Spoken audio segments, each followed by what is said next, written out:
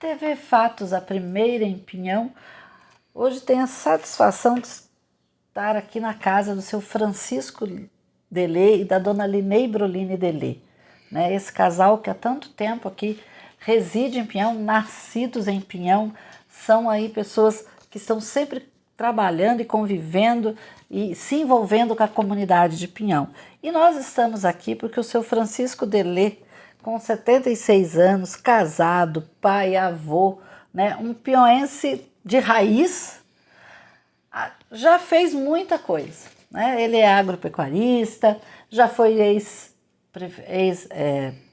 vice-prefeito do município de Pinhão, sempre envolvido com as questões da igreja, um pintor de mão cheia de tela, né, de quadros, e agora também escreveu um livro, né, que é muito bacana, e é sobre esse livro, né, O Admirável Mundo em que Vive, uma história de vida pouco interessante. Eu acho que esse pouco interessante aqui ele foi como ele sempre é, uma pessoa muito modesta, muito humilde, porque a vida do seu Francisco não é pouco interessante, porque sempre foi alguém muito participativo.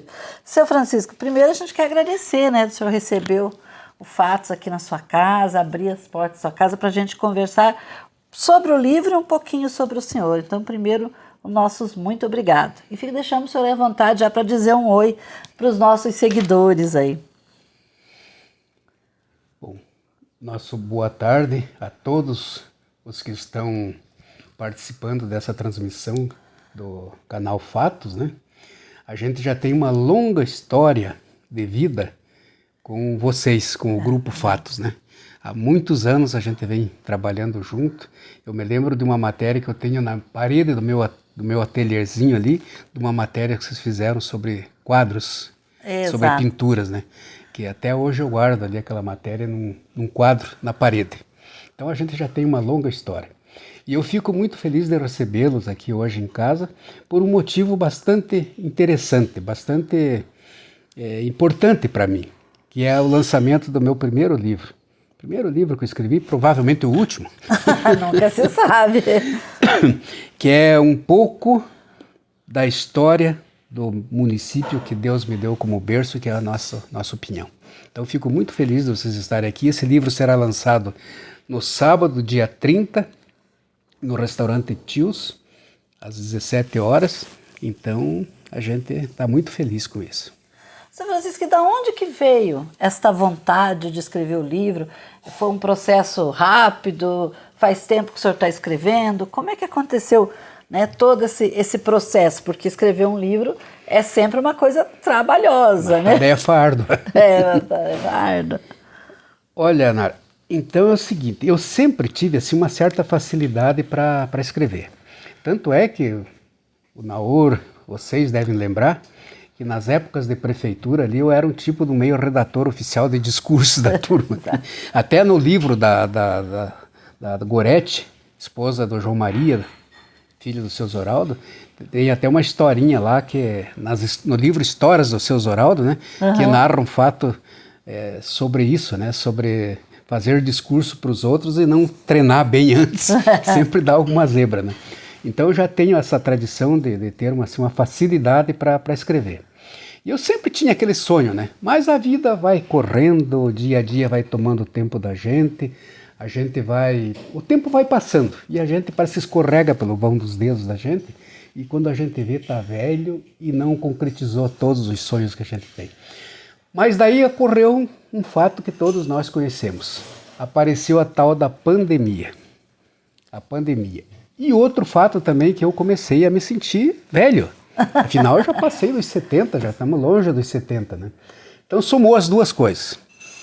Aproveitar o tempo da pandemia, aqueles 2 anos terríveis que nós passamos, 2 anos assim que quase apagou da história de nossas vidas, né?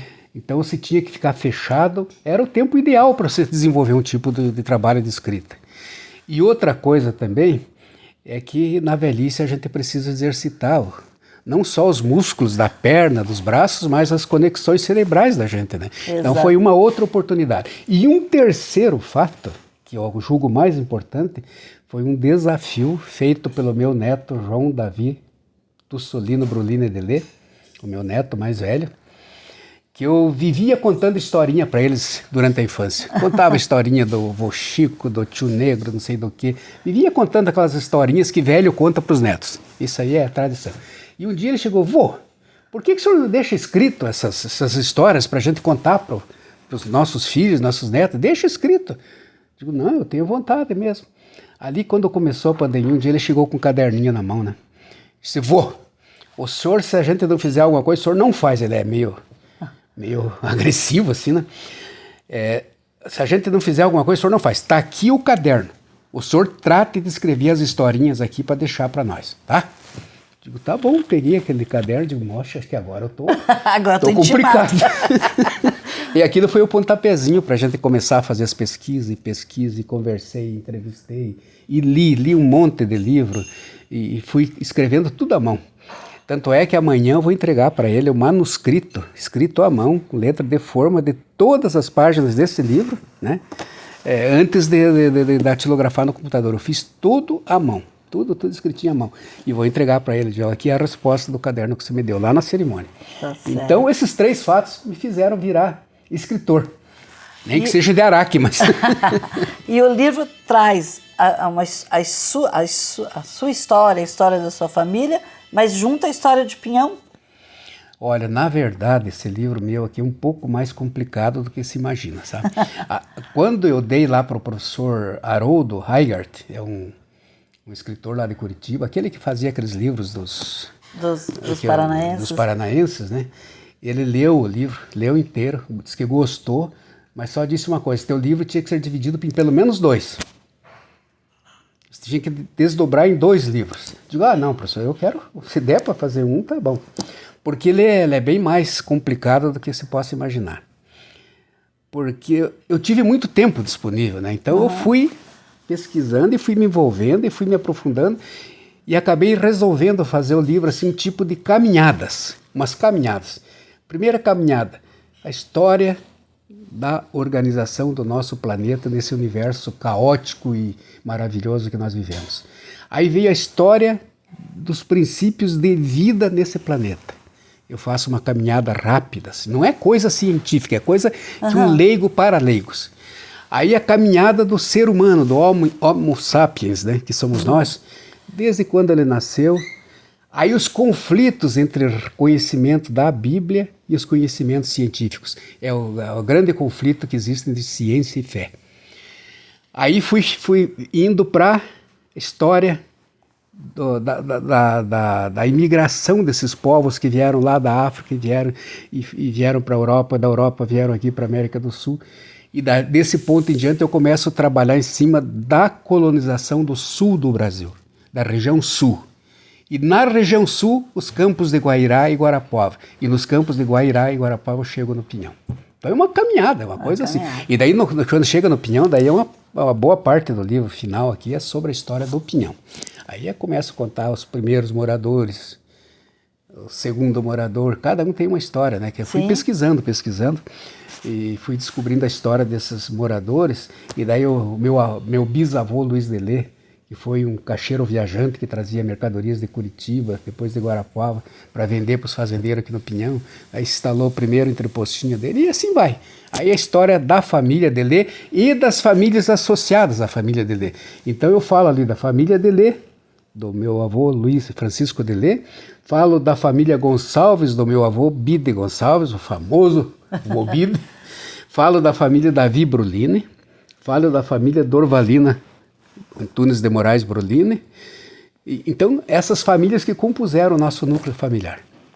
Então, eu quero contar para vocês que eu tive a felicidade, a alegria e até de uma certa forma me senti assim privilegiada, porque eu vim esses tempos aqui visitar, né, fazer uma visita, e eu pude ver o manuscrito, né, o livro ali, o seu Francisco me mostrou. Eu já fiquei muito interessada, já achei assim, já fiquei com muita vontade de ler e vi realmente isso, né? Que é uma caminhada que quem tiver na mão acho que vai perceber assim, dá pra gente perceber daquelas vezes que eu fui folheando, que fica um pouco a história de todo mundo, né? Porque é a história da evolução nossa. Mas uma forma assim não muito aprofundada. Exato. Assim. Porque mas se fosse aprofundar, isso aí dava gostosa. 5 livros, né? Ela é gostosa. E é num linguajar como o seu Francisco falou muito, eu digo de gente para gente. Né? De leigo para leigo. Que é um jeito gostoso de falar. Eu li alguns pedaços ali que eu estava passando, mas muito interessante. Tô bem com vontade de pôr a mão para poder folhear de verdade e ler. Agora eu tenho uma resposta a mais para dar para você do que você falou aí. Posso falar? Pode. Você falou assim, por que um livro, uma vida pouco interessante? Eu tenho uma explicaçãozinha para isso. Vamos lá. Então é o seguinte, eu pensei quando eu estava escrevendo o livro que eu fui um ser humano assim que tive um monte de experiência de vida, sabe? Eu fui agrônomo, fui chefe de empresa da Fiat Lux, trabalhei em serviço público na extensão rural, trabalhei como secretário municipal de prefeitura, trabalhei como topógrafo, fui taquígrafo, fui milico militar, fiz o CPOR. Foi presidente de cooperativa? Fui diretor de cooperativa. Fui um monte de coisa. Na verdade, eu me considero assim um profissional que foi um trabalhador, né? Que trabalhou em várias áreas, assim, sem nunca se aprofundar verdadeiramente, assim, ser um grande engenheiro agrônomo com altos conhecimentos científicos, um grande dirigente de cooperativa, sei lá, uma coisa assim que tem um destaque. Fui um profissional médio em todas as áreas que eu trabalhei, fui uma pessoa média, assim, sem muito interesse. E agora, então, eu vou lhe dizer por que eu, abri dizendo que a sua vida é uma vida, né, muito interessante, que o senhor pôs aqui.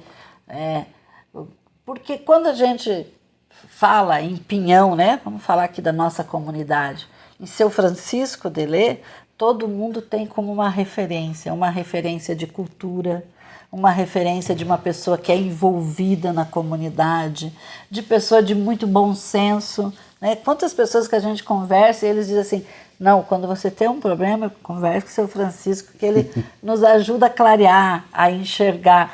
Então, eu percebo que o senhor tem um marco, né? E o município de Pinhão tem um marco, uma relação muito grande com o senhor, com a família, mas a sua pessoa, né? Inclusive ontem, né, quando nós nos encontramos, depois o senhor saiu, o pessoal comentou assim, gente, o senhor Francisco, quando faz essas palestras, a gente parece que não quer parar de ouvir nunca. A gente não vê o tempo passar.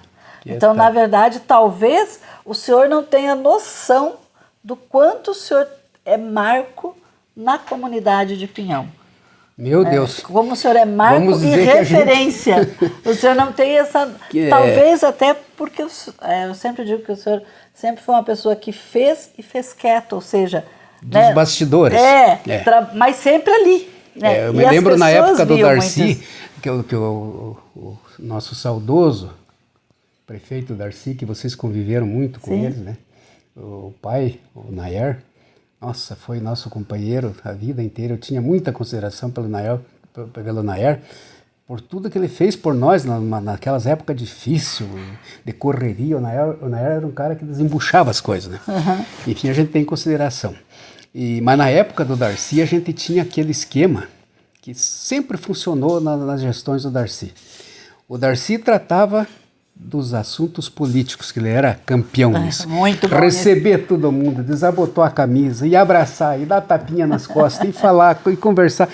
Aquilo era encantador para o povo, né? Ele tinha esse carisma de conversar e se dar bem com todo mundo, pobres, ricos, fosse o que fosse.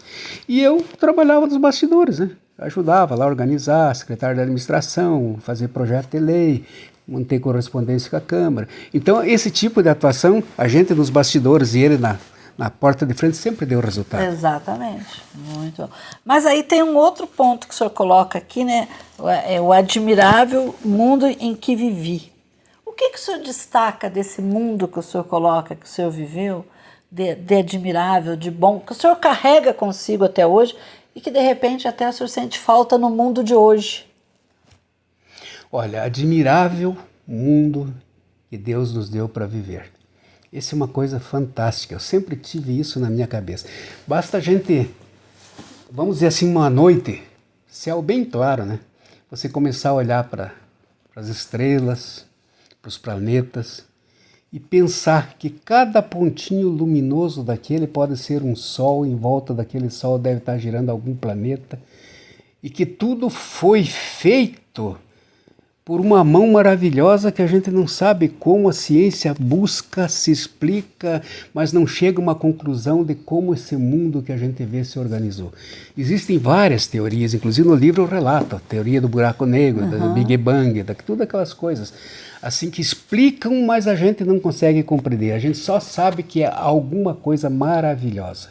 E eu só entendo que tudo que a gente vê na volta, aqui na Terra, as flores, as plantas, os pássaros, esse céu que nos envolve, as estrelas no firmamento, tudo foi organizado por uma mão super poderosa, que eu acho que essa mão é a mão de Deus, que só podia ser um ser super poderoso para organizar todas essas coisas, essas bolas de fogo girando no espaço, o nosso planeta, uma bola também que gira em volta do Sol. Mas como? A ciência explica, a religião tenta explicar, e também aí a gente entra naquelas confusões entre ciência e fé, as contradições. Eu falo muito no livro sobre isso, principalmente por influência do meu genro Cícero, né? Ele era membro e trabalhou muito com o professor Haroldo, naquele Instituto Ciência e Fé de Curitiba, que discutia muito isso aí. Exato. Então, é as contradições e os encontros entre a ciência e fé. Mas a ciência não tira Deus do mundo. Não. A ciência tenta colocar Deus, mas a ciência no lado material e Deus no lado espiritual, para resolver nossas pendências espirituais, nossas carências espirituais. E a ciência explica a realidade, o mundo, a terra, os minerais, o oxigênio, essas coisas, né? Então, uma completa a outra. E a gente tem que interpretar, assim, fazer a interpretação do que Deus nos quer falar com cada fato que a gente vê nesse mundo maravilhoso. O mundo é muito maravilhoso. Nós acabamos estragando alguma coisa aí, mas que o mundo é maravilhoso, é. Seu Francisco, o senhor está com 76 anos, o senhor é pai, é avô, né? E tem uma característica, né, que hoje em dia não é comum, esses filhos, esses netos, o que eles podem estar em volta, o que eles podem estar junto, ouvindo essas histórias, eles estão, né? O senhor já relatou e quantas coisas o senhor fez, o senhor pinta quadros, o senhor agora escreveu um livro. Qual é o segredo para toda essa disposição? Tem um segredo. Eu tive a felicidade, a sorte, sei lá, acho que vocês também, todo mundo tem o seu lado, mas eu tive uma sorte muito grande de ter a pessoa certa ao meu lado, no momento certo, na hora certa, que é essa figura que está aqui, do nosso lado, a minha esposa Linei. Ela é uma pessoa extremamente positiva, empreendedora, criativa, que praticamente empurrava todos nós assim para um lado bom da vida, vamos dizer assim. Então eu tive a sorte de ter uma família muito boa. Meus 2 filhos, vocês conhecem, o Ciro Davi e a Linei Augusta, graças a Deus são pessoas extremamente boas, que gostam de ajudar todo mundo. Então nós, com a Linei, conseguimos incutir na cabeça deles essa mentalidade que a vida não se resume só a acumular alguma coisa. A gente tem que também fazer alguma coisa pelas nossas comunidades. Tanto é que a gente sempre, o Ciro Davi está vendo que ele se envolve em festas, a Linei Augusta ajuda todo mundo lá, que ela pode ajudar. Então a gente, graças a Deus, conseguiu incutir na cabeça desses nossos filhos essa ideia de que a gente está no mundo não só para conseguir proveito próprio, mas também para servir, E espero que eles consigam passar para os nossos netos essa mesma ideologia. E para nós ir aqui encerrando a nossa conversa, que tá, se dependesse de mim, nós ficava muito tempo aqui nessa frase. Nós também. Mas assim, o senhor confessou no começo que tinha muita vontade de escrever, teve um grande estímulo do seu neto, e agora, quando o senhor está aqui segurando este livro pronto, né, com tudo que o senhor teve vontade de colocar, como é que é a emoção desse momento, de estar vendo o livro ali? Porque principalmente quando chegaram, né? Esse é o livro.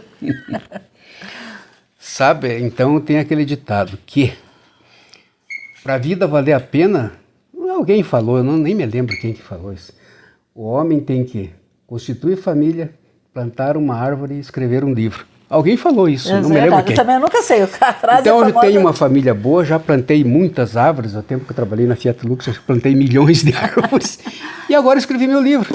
tô pronto para partir para junto do Pai. Tranquilo. Não, mas até a hora que Ele quiser, a gente está por aqui. Que jóia. E me sinto muito feliz de ter conseguido isso. Graças a Deus. Fizemos com esforço próprio, não procuramos patrocínio de nenhum órgão público, nem de outras pessoas. A gente fez como a gente podia. Tanto é que a edição é muito limitada. Isso é uma coisa que eu gostaria de deixar claro. A gente imprimiu o livro, a editora do Gilberto é muito boa, ela nos entregou, mas a gente fez um número reduzido de livros. Então a gente vai distribuir agora no sábado, assim, para 4 categorias de pessoas. Primeiro, para a família. Segundo, para os colaboradores, são as pessoas que eu entrevistei para fazer o livro, que contaram alguma história, deram alguma contribuição, como os descendentes de José de Camargo, né, do José Bischoff, José Silvério de Camargo, José Bischoff, Renato Passos. Tudo só foram pessoas que me ajudaram com alguma história, algum dado, alguma informação. Terceiro, para pessoas citadas no livro. Então pega o João Estevão Caldas, meu colega, que quase é meu irmão, o João Estevão, né, que mora lá em Guaraniaçu. O João Estevão, é claro que eu tenho que dar um livro, porque eu conto 1 milhão de histórias ali. O Silton Delê, nós convivemos também no colégio. Então pessoas que foram citadas no livro, Zoraldo Rocha, aquela turma ali, né, que são citados. E terceiro, para algumas pessoas assim que são bem amigos, que nem vocês, assim, mas poucas assim. Então esses livros agora nem vão ser vendidos. Vamos ver, até amanhã vai ter um caderno para reservas. E quem quiser mais alguma edição, ou se surgir uma procura posterior do livro, nem espero isso, né? Mas daí que vale a pena a gente fazer uma outra edição, daí a gente faz para distribuir mais o livro, né? Tá certo, São Francisco. E aí, né, a TV Fatos, então, vai aqui se despedindo do seu Francisco Delê, que vai estar amanhã lançando, né, o seu livro primeiro, como diz ele, e eu acho que como ele tem assim muita vitalidade, eu acho que daqui a pouco vem o segundo. Inventa mais, né? Moda. O seu livro, O Admirável Mundo em que Vivi, uma história de vida pouco interessante. Amanhã no restaurante Etios, que por sinal faz parte do hotel, né, do hotel Parque Hotel, que é da família, né? Que é um empreendimento da família e é um empreendimento de tradição da família, de raiz, né? Meu pai e minha mãe, né? Exato, começaram. Então, e você que está nos acompanhando aí na TV Fatos, aproveite, né? E esteja sempre colaborando para que a gente possa cada vez mais fazer trabalhos nesse tipo de qualidade, trazendo pessoas interessantes para falar com vocês, matérias sérias, responsáveis. E para isso é fácil, né? Você que está no canal de YouTube, se inscreve, curte, compartilha. Você que está no Facebook, né? Curta, compartilha, se inscreva no canal, você que está no Instagram, né, do Fatos do Iguaçu. Toda vez que você faz isso, você nos ajuda a qualificar esse trabalho. Seu Francisco, gostaria que o senhor se despedisse dos nossos seguidores aí e desse uma mensagem aí para o pessoal de toda essa sua vitalidade, de todos, né, do estar sempre trabalhando, inclusive para esses jovens que estão aí, né, que a gente tem que acreditar no futuro e estar sempre apostando, né? É verdade. Eu agradeço a vocês de terem se preocupado de vir fazer essa entrevista com a gente aqui, espero ter correspondido. Agradeço ao Fatos, a empresa Fatos, agradeço a vocês que são amigos de longa data, que aqui estão fazendo essa visita, essa entrevista com nós. E queria dizer assim que a vida da gente é como um quebra-cabeças, desses que a gente monta assim as pecinhas, né? Então, cada fato da nossa vida é como uma pecinha do quebra-cabeça.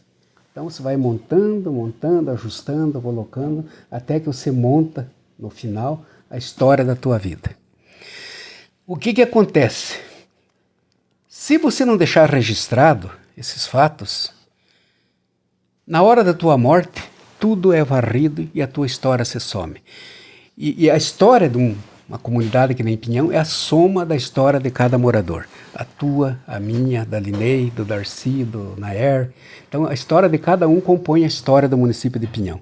E se você não deixa registrada essa história, a história da nossa comunidade fica incompleta. Então eu queria pedir para as autoridades, pedir para as pessoas que, por mais simples que seja, deixem registradas suas experiências de vida, né? Não precisa ser um livro que nem esse, que eu abusei do tempo e da paciência, mas assim, um livrinho, umas anotações que nem a Tia Ione, que me ajudou nesse livro, inclusive vai ser homenageada, a Tia Ione Pereira, né? Uhum. A Ione Pereira, ela me falou sobre a família de Lilian Delê. Ela escreveu o livro dela, sim, as experiências religiosas, né? A Gorete escreveu o livro das histórias do Zoraldo, né? Exato. Então que cada um fizesse, que o poder público ajudasse nisso, criasse formas de registrar a experiência de vida das pessoas, por mais simples. Olha quantas histórias nós já perdemos. Quantos contadores de história que nós tínhamos, o Ari Caldas, o seu Dinarte Mendes, o Mané Teresa, famoso Mané Teresa, para que uma pessoa mais rica em conteúdo do que o velho Mané Teresa. Verdade. Tem frases dele que até hoje chocam. Por que alguém não se preocupa de fazer narrar um pouco da história do Mané Teresa, né? Então é assim, se todo mundo desse uma contribuída, acho que nós ia ter um conhecimento muito grande da nossa identidade e da identidade das nossas comunidades para o futuro. Muito bem. TV Fatos, a primeira em Pinhão.